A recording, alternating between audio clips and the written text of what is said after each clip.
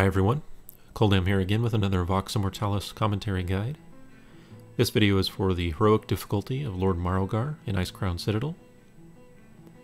And this video is a little late to our heroic series of videos because the original recording I had was terrible, so I apologize, but better late than never. You may notice that we only have one tank, and I'll explain more about that later, but before I do I want to explain our positioning for Bone Storm phase. Controlling Bone Storm is really the entire difficulty of the fight. So you can see there's 3 smoke positions. They're not exact, they're just kind of general positions. There's one where I am, and then 2 behind Marrowgar. And these are positions for Bone Storm. So the 2 behind Marrowgar are for healers only. So when Bone Storm starts, the healers stay in those relative positions, and then you'll see what I just did there is run out to the left, away from the raid, as soon as Bone Storm started, and simultaneously, you can't really see it, but on the opposite side of the room, our Death Knight did the same thing. And he's just a normal DPS spec and gear and all that. But the reason that we do this, and you saw Marrowgar picked me to charge, and there he picked the Death Knight to charge, and then he's back to me. So the reason that he does that, if you aren't aware, is that his target selection during Bone Storm, meaning the person he charges toward, which occurs every 7 or so seconds, is based almost entirely on range. That is your distance from Marrowgar's model. So if there's a valid player, valid target that is not within his current Bone Storm melee range, he will prefer to pick that target to charge after. And this is just a design mechanic from Blizzard so that he can't just pick the same target that's right next to him and rape them really quickly. So because of this, if you were able to get a player outside of melee range of him, that player is almost always going to be picked immediately or before anyone else if they're a valid target. So as you saw, as soon as I ran out early, just as Bone Storm was casting, all the raid that's normally stacked up behind him are still within melee range, so they're invalid targets. He won't pick them first. And there he goes again, he doesn't pick them.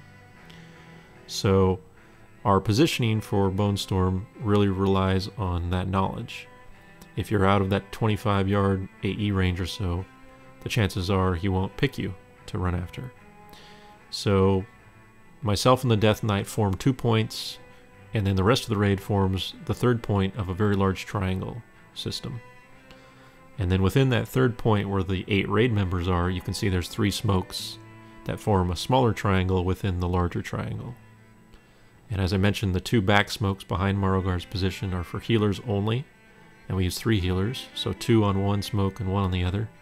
And then the smoke closest to me is used by our range DPS, and our melee will sort of spread around that range DPS location.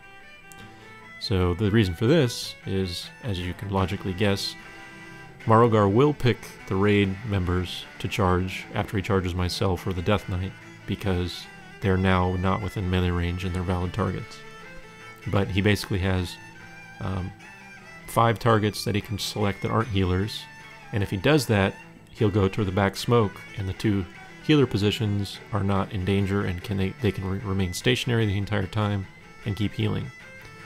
And likewise, if he picks one of the healers, the other healer location, the people there can stay stationary and keep healing.